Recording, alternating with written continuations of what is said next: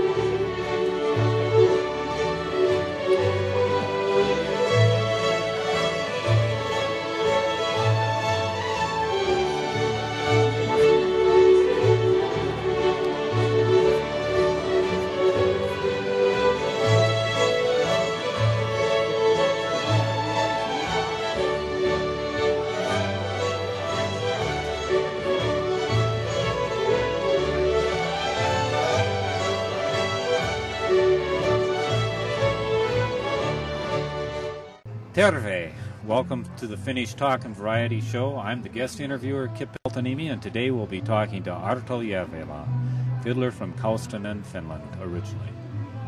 Here we are, it's June 11th, 2011. We're in Nisswa, Minnesota. Arto Jarvela has just performed with the group Kaivama, and he's also been doing a number of solo performances here at the Nisswa-Stamman. It's a beautiful grove of Norwegian pines and white pines here in north central Minnesota. Arto, how long have you been in the United States this tour? Since Tuesday, so this is the 5th day.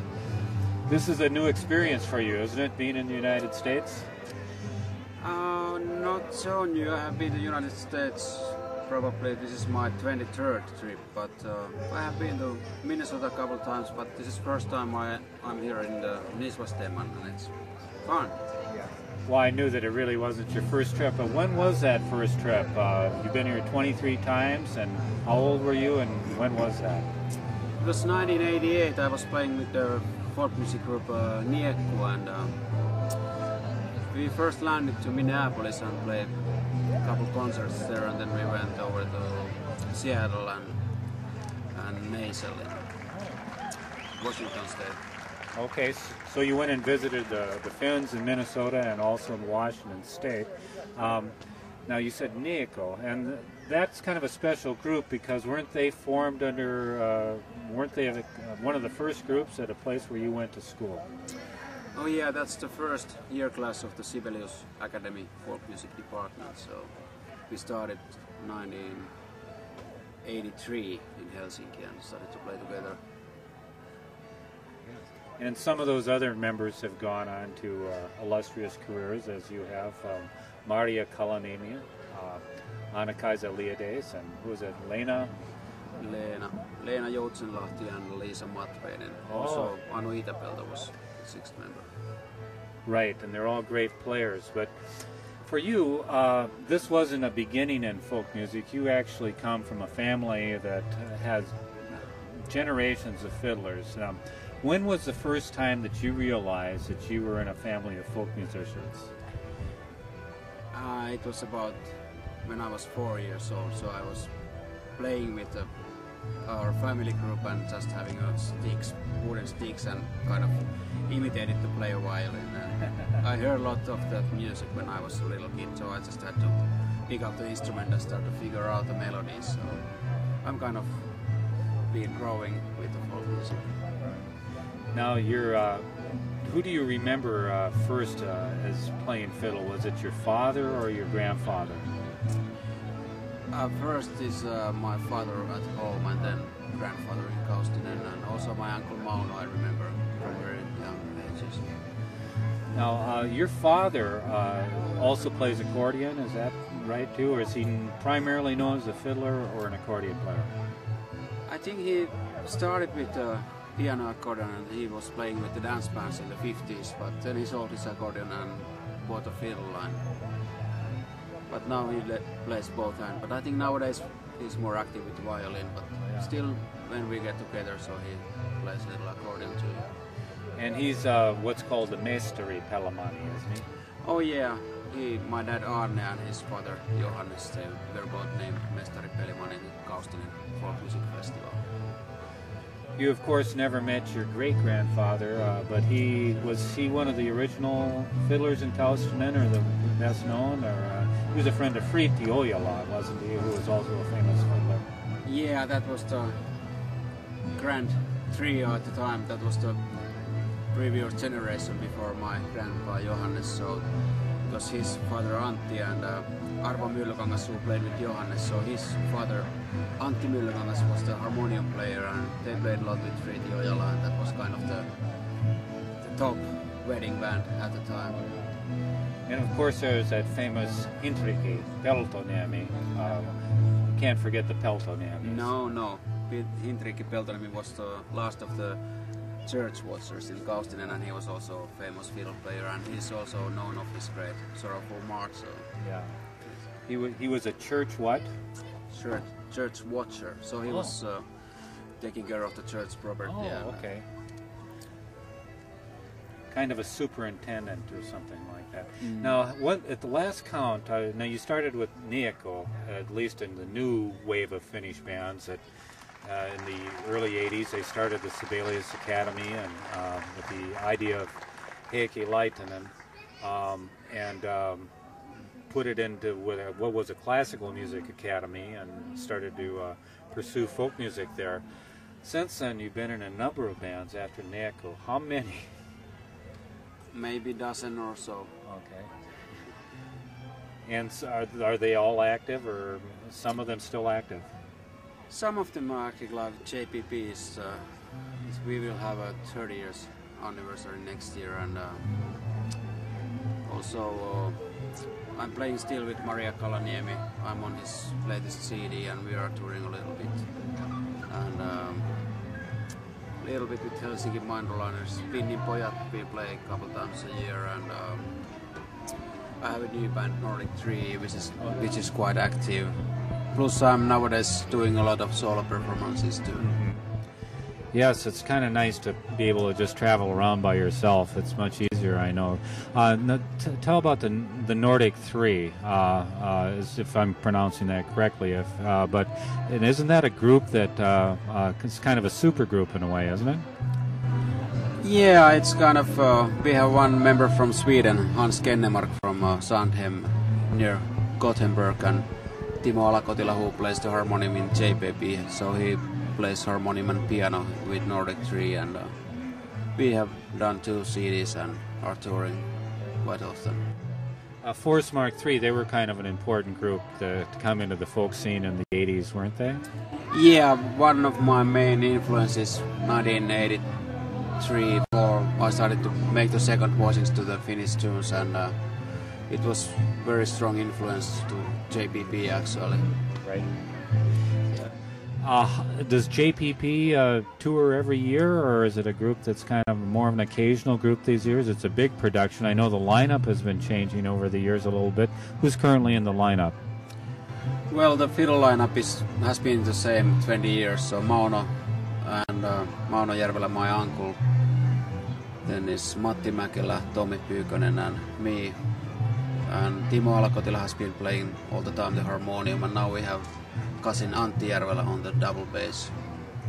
Sometimes Mauno is not with, but his son Esko is playing also with JPP, so it's basically the Jarvela gang. How many Jarvela fiddlers are there approximately now? Somebody told that 27, but somewhere close 30. Yeah, and then you also have other cousins without the name of Jarvela, like Tommi Pyykkönen is your cousin, and Matti is not, though? Tommi is second cousin. Matti is not very close, but he's somewhere in the family tree also, because her mom is from Kaustinen. Kentala is his mom's name. Now, your grandfather, Johannes, was part of a very famous group too, Konsta Juhla and the Purpuri Pelimanit. How long did he play with them, or when was he playing with them? Actually, he wasn't member in Konsta Juhla and Purpuri Pelimanit. There was a group before that, Kaustisen Purpuri Pelimanit, and that was in the mid-50s, so he was 1.5 years, like more. Then he was occasionally playing, but mid-50s, he played a lot with Konsta. That's before Konsta was writing his tunes? Yeah, that was the traditional music time and weddings. Didn't your grandfather have kind of a different bowing technique? Yes, he had this, Leevi Nikula, great person from Nikula, says that the Jarvela fiddlers, they have this accent that the other people are envying in Kaustinen. So he had a really strong accent on the backbeat, and he was famous of his good rhythmic playing. Not quite as percussive as Otto Horakainen from Halsua, perhaps, or as loud. He had a better he wasn't holding the fiddle down on his lap. Yeah, Otto's style is pretty different, but he was very rhythmic too, but in a different way. But they have the same, actually the bowing is quite the same in the Perhonjoki river valley, so they were close, but Otto's style was different because he played from the knee. One fiddler that we don't hear as much about these days, but who was great and was an influence on a group that Arto's uncle Mauno was in, a group called Kankan Pelimani. They would do music by a fellow by the name of Viljami Niitakoski. And could you tell me a little bit about Viljami? Yeah, we call Viljami the Sibelius of Salonkylä. Salonkylä was the village where he was from, and he was actually the first fiddler in Kaustinen who started to compose in the folk style, and he also formed the first string quartet in Kaustinen, and he bought the first piano in Kaustinen, and he was very active. And plus he composed great tunes, and Kankaan Pelimanit played a lot of those Viljami Niitikoski tunes, and they tried to name him as a Mestari Pelimani too, but he didn't take the title. He didn't take the title. He was too humble, or he didn't consider himself to be a Mestari Pelimani? Or? I think he had the line because he could read the notes, so that was the. He didn't think that he's enough traditional fiddler, so even he was bearing the tradition, but he didn't take the title. His tunes are just slightly different than everybody else's. I mean, it's hard to say exactly why he's using the same chord changes, but he uses a little more chromatic notes, or I don't know what it is. Maybe you can say. Yeah, it's kind of mixture. There's little this light classical touch and some very ete music also, like the light pop music of the era in the 1910, 1920s. So, but great tunes. Yes.